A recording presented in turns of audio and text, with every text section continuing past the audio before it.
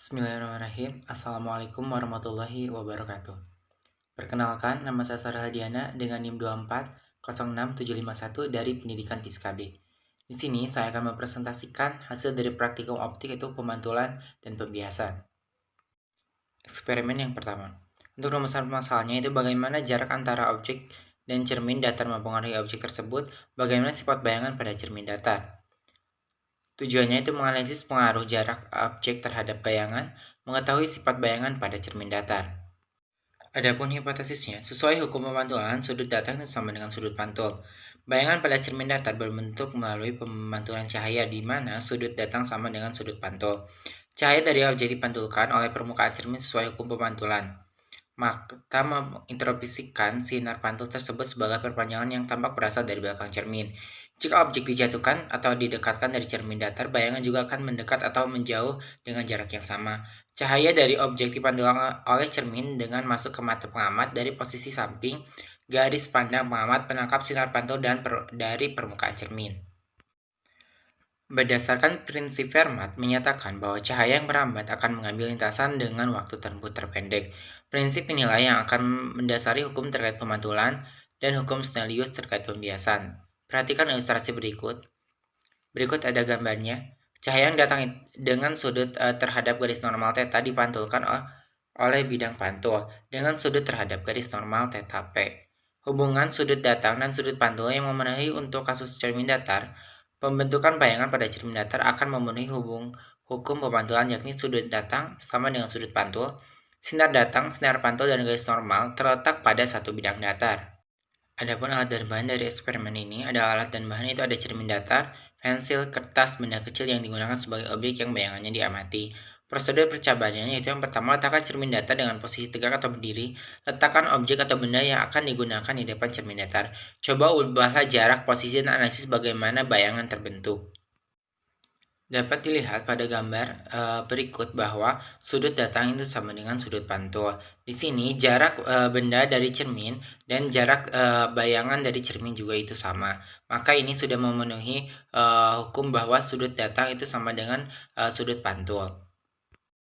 Dapat disimpulkan bahwa jarak objek terhadap cermin datar tidak mempengaruhi ukuran bayangan yang terbentuk, tetapi mempengaruhi posisi bayangan. Bayangan selalu berada pada jarak yang sama dengan objek dari cermin, namun terletak di sisi sebaliknya. Selain itu, sifat bayangan pada cermin datar dapat diidentifikasi sebagai bayangan bersifat sama besar dengan objek, tegak, serta semu karena bayangan tidak dapat ditangkap oleh layar.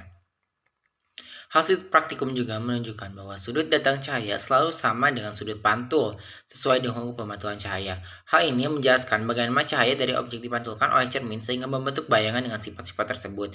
Dengan demikian, hukum pemantulan berperan penting dalam memahami proses pembentukan bayangan pada cermin datar. Selanjutnya eksperimen yang kedua, itu yang pertama ada rumusan masalahnya terlebih dahulu. Bagaimana jumlah terbentuknya bayangan dalam dua cermin datar dengan sudut tertentu?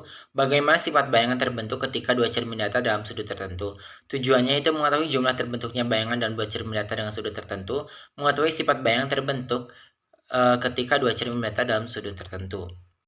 Adapun hipotesisnya itu variabel yang mempengaruhi banyak bayangan adalah sudut antar dua cermin. Pembentukan bayangan untuk kasus dua cermin datar yang membentuk sudut tertentu tersebut sebagai hasil dari pemantulan berulang sinar cahaya antara dua cermin. Bayangan terbanyak akan diperoleh jika sudut antara dua cermin mendekati 0. Jarak objek dari sudut antara dua cermin tidak mempengaruhi jumlah bayangan terbentuk karena jumlah bayangan hanya bergantung pada sudut antara dua cermin. Cahaya yang dipantulkan oleh cermin 1 akan mengenai cermin 2. Pemantulan ini berasal seolah-olah dari titik bayangan P aksen 1. Bayangan P aksen 1 disebut sebagai objek untuk cermin 2. Hasil bayangan yang dibentuk oleh P aksen 1 diilustrasikan sebagai P aksen 1, 2, P double aksen 1,2. Bayangan pada titik P aksen 2 didapat dari hasil pemantulan yang disebabkan langsung oleh sinar dari objek yang diamati yang memantul langsung dari cermin 2. Begitupun untuk titik bayangan P aksen 1, bayangan ini didapat dari objek yang diamati yang memantul langsung dari cermin 1. Titik bayangan P aksen 2 tidak dapat menjadi objek dari cermin 1 karena titik P aksen 2 berada belakang bidang cermin 1 sehingga banyaknya titik bayangan yang dipantulkan oleh tiga Titik atau mata dapat melihat 3 bayangan. Banyaknya bayangan terbentuk dari 2 cermin ini bergantung terhadap sudut antara cermin dan posisi dari objek yang diamati dengan rumus yaitu 360 derajat dibagi dengan theta atau sudutnya dikurangi dengan 1. Penjelasan ini berikut itu ada gambarnya. Adapun alat dan bahan yang digunakan itu ada cermin datar lipat, kertas, busur, objek atau benda kecil, pulpen, dan alat tulis. Pertama itu untuk prosedur percobaannya, letakkan kertas pada meja lalu di atasnya letakkan cermin datar lipat. Lipat cermin agar membentuk sudut yang diinginkan. Letakkan busur di atas cermin dan sesuaikan sudutnya. Letakkan benda atau objek di tengah sisi cermin atau di api cermin. Analisis dan amati lalu hitung jumlah bayangan yang terbentuk. Lakukan prosedur percobaan di atas secara berulang untuk sudut antara dua cermin yang berbeda. Berikut ada gambar dua cermin datar membentuk sudut 90 derajat. Di sini bayangan terbentuk adalah 3 bayangan. Sesuai dengan persamaan sebelumnya bahwa 360 derajat dibagi dengan 90 itu 4 dikurangi 1 menjadi 3. Bayangan itu terjadi karena pemantulan cahaya dari cermin 1 ke cermin 2. Nah, selanjutnya juga sebelumnya itu waktu eksperimen, saya melakukan eksperimen yang 45 derajat. Nah, di situ untuk 45 derajat membentuk sudut dari sudut 45 derajat itu mendapatkan jumlah bayangan yaitu 7. Hal ini juga sesuai dengan sesuai dengan persamaan sebelumnya yaitu 360 dibagi 45 itu 8 dikurangi 1 itu menjadi 7. Hasil dari praktikum menyatakan bahwa yang mempengaruhi banyaknya bayangan adalah sudut antar dua cermin. Bayangan terbanyak diperoleh ketika sudut antar dua cermin mendekati 0. Jadi semakin kecil sudut semakin banyak bayangan terbentuk. Selanjutnya masuk ke eksperimen ketiga. Adapun rumusan masalah yang pertama, bagaimana kelengkungan cermin mempengaruhi sifat bayangan yang dihasilkan? Apakah terdapat perbedaan sifat bayangan yang dihasilkan antar cermin datar dan cermin lengkung? Tujuannya itu mengetahui pengaruh sifat bayangan yang dihasilkan dengan kelengkungan permukaan cermin tertentu, mengetahui perbedaan yang dihasilkan antar cermin datar dan cermin lengkung. Sperometer merupakan alat yang digunakan untuk mengukur radius suatu cermin lengkung dari permukaannya. Prinsip menggunakan sperometer dengan mengukur tinggi segitiga yang terbentuk oleh kaki-kaki sperometer. Ketinggian yang diukur ini dapat dihubungkan dengan radius dari kelengkungan cermin dengan menggunakan teorema Pythagoras yaitu R sama dengan L kuadrat ditambah S kuadrat dibagi dengan 2S. Adapun alat dan bahan yang digunakan itu ada sperometer, cermin cekung, cermin cembung. Untuk prosedurnya, yang pertama kalibrasi terlebih dahulu dengan cara letakkan sperometer pada permukaan datar, nolkan skala tengah. Tempatkan sperometer di atas cermin. Putar skala tengah hingga kaki tengah menyentuh permukaan untuk mengukur H dan catat hasilnya. Ukur jarak antara dua kaki luas sperometer menggunakan garis hitung jari-jari kelengkungan. Ulangi beberapa kali untuk mendapatkan hasil yang akurat. Analisis data dengan persamaan sebelumnya. Nah, untuk eksperimen ketiga ini kita tidak melakukan eksperimen ya. Namun di sini saya akan menjelaskan secara kualitatif. Hasil pengukuran untuk cermin cekung dan cermin cembung. Pada cermin cekung, pengukuran dilakukan dengan menentukan fokus dan jari-jari kelengkungan. Hasilnya cermin cekung memiliki fokus positif karena cermin ini bersifat konvergen, yaitu memusatkan cahaya. Bayangan yang dihasilkan bergantung pada posisi benda terhadap cermin, bisa nyata atau maya. Pada cermin cembung, fokus F dan jari-jari kelengkungannya juga diukur, tetapi fokusnya bersifat negatif karena cermin ini bersifat divergen, yaitu menyebarkan cahaya. Bayangan yang dihasilkan selalu maya, tegak, lebih kecil dari benda dan berada di belakang cermin. Perbedaan cara mengukur kelengkungan Cara mengukur kelengkungan cermin cekung dan cermin cembung berbeda dengan karena sifat optik keduanya. Pada cermin cekung, kelengkungan biasanya diukur dengan menggunakan eksperimen untuk menentukan fokus dengan menempatkan benda dan layar untuk membentuk bayangan nyata. Pada cermin cembung, fokus ditentukan secara tidak langsung menggunakan perpanjangan sinar pantul ke belakang karena bayangan selalu maya dan tidak dapat ditangkap layar. Perbedaan ini terjadi karena sifat konvergen dari cermin cekung dan divergen dari cermin cembung mempengaruhi bagaimana cahaya dipantulkan dan fokus terbentuk. Cermin dengan kelengkungan kecil, jika cermin memiliki kelengkungan yang lebih kecil atau jari-jari kelengkungan yang besar, cermin tersebut mendekati sifat cermin datar. Akibatnya, cermin cekung bayangan terbentuk menjadi lebih besar dan lebih nyata jika benda berada dalam jarak dekat dari cermin. Jika benda sangat jauh, bayangan menjadi kabur atau sangat kecil karena fokus terlalu lemah. Untuk cermin cembung, bayangan terbentuk hampir menyerupai bayangan pada cermin datar, yaitu lebih kecil, maya, dan tegak. Tetapi distorsinya berkurang karena kelengkungan kecil. Kelengkungan kecil mempengaruhi fokus sehingga bayangan menjadi kurang terdefinisi dengan baik dibandingkan cermin dengan kelengkungan yang besar. Kelengkungan permukaan cermin menentukan cara cahaya dipantulkan. Cermin cekung memfokuskan cahaya sehingga dapat menghasilkan bayangan nyata atau semu, tergantung posisi objek. Cermin cembung menyebarkan cahaya sehingga hanya menghasilkan bayangan semu, tegak, dan diperkecil. Berbeda dengan cermin lengkung, cermin datar hanya memantulkan cahaya langsung tanpa mengubah ukuran atau orientasi secara signifikan, menghasilkan bayangan selalu sama besar dengan objek. Selanjutnya, eksperimen keempat. Adapun rumusan masalahnya itu bagaimana hubungan antara jarak objek dan cermin terkait sifat bayangan. Tujuannya itu mengetahui hubungan jarak objek dengan cermin terkait sifat bayangan. Cermin cekung terbentuk dari permukaan dalam suatu bola atau silinder. Berkas-berkas cahaya yang mengarahkan ke cermin akan dipantul menyebar sesuai dengan sifat dari cermin cekung, yakni memfokuskan cahaya pada suatu titik yang dikenal sebagai titik fokus suatu cermin. Titik P merupakan objek atau berkas cahaya yang menuju cermin akan terfokus pada satu titik disebut enggan titik fokus. Hal ini merupakan salah satu sifat cermin cekung. Titik fokus cermin cekung bernilai positif karena titik fokus berada di depan cermin dan sifat nyata. Titik C merupakan pusat kelengkungan cermin. Untuk cermin cembung itu terbentuk dari permukaan luar suatu bola. Bagian muka cermin cembung melengkung ke luar. Berkas-berkas sinar yang menuju cermin cembung akan dipantulkan saling menjauh satu sama lain sehingga salah satu cermin cembung memiliki sifat divergen atau menyebar cahaya. Sinar-sinar yang dipantulkan oleh cermin cembung seolah-olah berasal dari titik fokus cermin menyebar keluar cermin. Titik ini disebut dengan virtual fokus. Titik fokus cermin cembung berada di belakang cermin sehingga memiliki sifat maya dan bernilai negatif. Adapun alat dan bahan yang digunakan untuk eksperimen ini yaitu laptop atau handphone dan alat tulis. Prosedur percobaannya itu buka aplikasi PET, pilih geometrik optik, pilih eksperimen mirror atau cermin, pilih jenis cermin dan lakukan percobaan dengan jarak sebagai variabel bebas. Amati hasilnya. Berikut hasil dari percobaan menggunakan PET. Untuk cermin cekung, jika objek berada di luar titik fokus, bayangan nyata terbalik dan ukurannya bervariasi tergantung jaraknya. Nah, untuk cermin cembung, bayangan selalu maya, tegak, dan lebih kecil dari objek, terlepas dari posisi objek. Hubungan antara jarak objek dengan sifat bayangan tidak sama untuk cermin cekung dan cermin cembung. Pada cermin cekung, jarak objek sangat mempengaruhi sifat bayangan, sedangkan pada cermin cembung, sifat bayangan tetap sama meskipun jarak objek berubah. Baik, untuk selanjutnya, kita masuk ke materi pembiasan. Adapun eksperimen yang pertama, rumusan masalah dari eksperimen ini adalah bagaimana arah perjalanan cahaya berubah ketika melewati kaca plan paralel, bagaimana pergeseran lateral pada kaca plan paralel dihitung. Tujuannya itu mengetahui arah perjalanan cahaya berubah ketika melewati kaca plan paralel, mengetahui pergeseran lateral pada kaca plan paralel. Adapun hipotesisnya, variabel yang mempengaruhi sudut deviasi minimum adalah panjang gelombang dan sudut datang cahaya.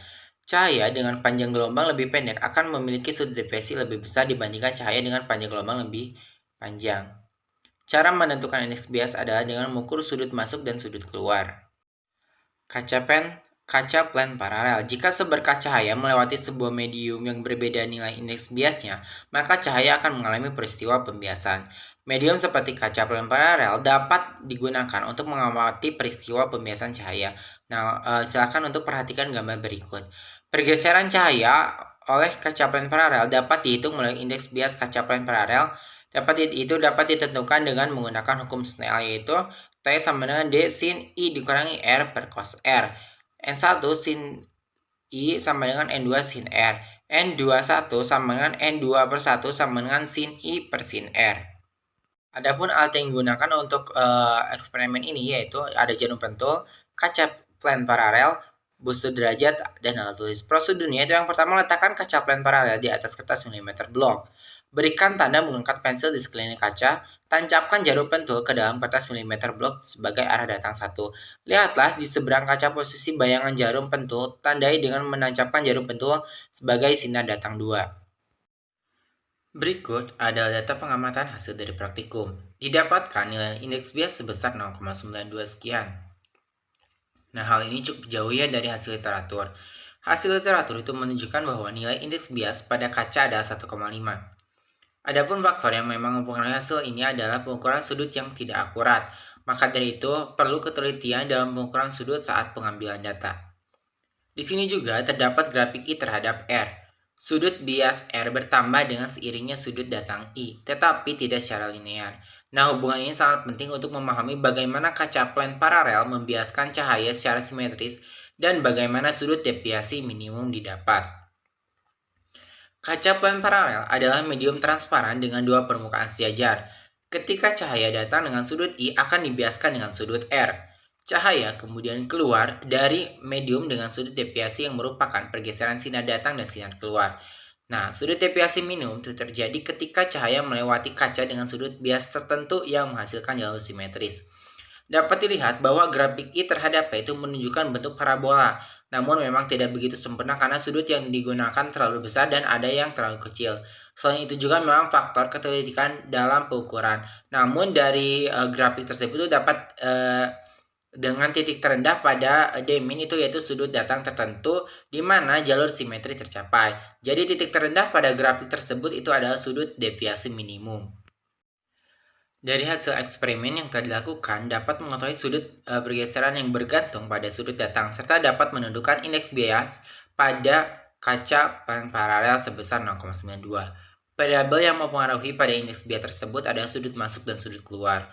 Faktor yang mempengaruhi terhadap hasil dari pengukuran tersebut adalah ketelitian ketika pengambilan data. Selanjutnya masuk ke eksperimen yang kedua untuk pembiasan. Adapun rumusan masalahnya itu bagaimana hubungan grafik 1 S aksen terhadap 1 per S. Bagaimana cara menentukan titik fokus dari masing-masing lensa. Tujuannya itu menentukan hubungan 1 per S aksen terhadap 1 per S. Menentukan titik fokus dari masing-masing lensa. Adapun hipotesisnya yaitu jenis lensa akan mempengaruhi pembiasan. Lensa cekung akan menyebarkan cahaya atau divergen, sedangkan lensa cembung akan mengumpulkan cahaya atau divergen. Jarak benda terhadap lensa mempengaruhi sifat bayangan yang terbentuk. Pembiasan merupakan perubahan arah sinar cahaya ketika melewati medium transparan yang memiliki kerapatan yang berbeda seperti air dan udara. Salah satu alat yang digunakan untuk mempelajari pembiasan adalah lensa. Lensa adalah benda bening yang dibatasi oleh dua permukaan atau lebih dengan paling tidak salah satu permukaannya merupakan bidang lengkung. Lensa memiliki titik fokus. Karakteristik F ini yang membedakan pembentukan bayangan yang diperoleh. Selain itu, pengaruh jarak benda ke cermin atau lensa pun berpengaruh sehingga terkadang terbentuk bayangan yang tegak atau terbalik dan diperkecil atau diperbesar. Hubungan antara jarak fokus dan jarak benda dan jarak bayangan baik untuk cermin maupun lensa pada umumnya adalah 1 per F sama dengan 1 per S ditambah 1 per S aksen. Adapun alat bahan-bahan yang digunakan itu ada penyangga, lampu, dudukan cermin, layar, lensa cembung, dan cekung. Prosedurnya itu pasangkan lampu dengan penyangga didudukan. Pasangkan lensa didudukan, pasangkan kertas penerima bayangan atau layar, perhatikan kondisi bayangan yang tampak pada kertas. Aturlah jarak agar bayangan tampak fokus. Analisis arah ujung lensa dengan bayangan lensa. Ulangi langkah tersebut dengan mengganti jenis lensa. Berikut adalah hasil pengamatan untuk titik fokus masing-masing lensa dengan persamaan 1 per F sama dengan 1 per S ditambah 1 per S aksen. Untuk lensa cembung itu dapat dihitung atau ditentukan tanpa tambahan lensa lain. Namun untuk lensa cekung itu memerlukan tambahan lensa cembung. Jadi harus diketahui titik fokus dari lensa cembung terlebih dahulu. Untuk menentukan titik fokus lensa cekung itu secara praktis seringkali digunakan lensa cembung sebagai bantuan. Nah, lensa cekung itu menghasilkan bayangan maya yang tidak bisa diproyeksikan pada layar karena bayangan tersebut terdapat di belakang lensa. Untuk mengatasi hal ini, lensa cembung digunakan untuk menangkap cahaya yang keluar dari lensa cekung. Lensa cembung dapat memfokuskan cahaya tersebut pada suatu titik yang bisa dilihat atau ditangkap pada layar, sehingga titik fokus lensa cekung dapat ditentukan melalui bantuan bayangan yang dibentuk oleh lensa cembung. Selanjutnya di sini ada grafik 1 per S aksen terhadap 1 per S. Nah, untuk lensa cekung, grafik 1 per S aksen terhadap 1 per S itu naik ke atas karena hubungan antara jarak benda dengan bayangan itu bersifat linear. Hal ini menunjukkan bahwa semakin besar satu per S aksen, kebalikan dari jarak bayangan itu semakin besar pula satu per S-nya kebalikan dari jarak benda, sesuai dengan persamaan lensa yang berlaku. Titik potong pada kedua persamaan tersebut itu yaitu kebalikan dari jarak fokus lensa.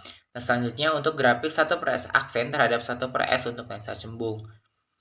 Dalam grafik tersebut terdapat gradien negatif yang menunjukkan kebalikan jarak benda berkurang saat kebalikan jarak bayangan bertambah atau sebaliknya.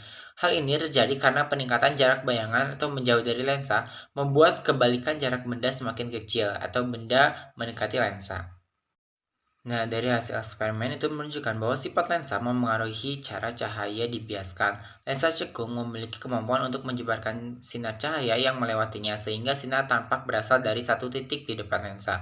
Sebaliknya, lensa cembung memiliki kemampuan untuk mengumpulkan sinar cahaya sehingga sinar sejajar yang melewatinya akan bertemu di satu titik fokus di belakang lensa. Hal ini menunjukkan bahwa lensa cekung bersifat divergen, sedangkan lensa cembung bersifat konvergen sesuai dengan bentuk dan fungsinya masing-masing. Baik, terima kasih. Cukup sekian hasil presentasi dari saya. Mohon maaf bila ada kesalahan. Wassalamualaikum warahmatullahi wabarakatuh.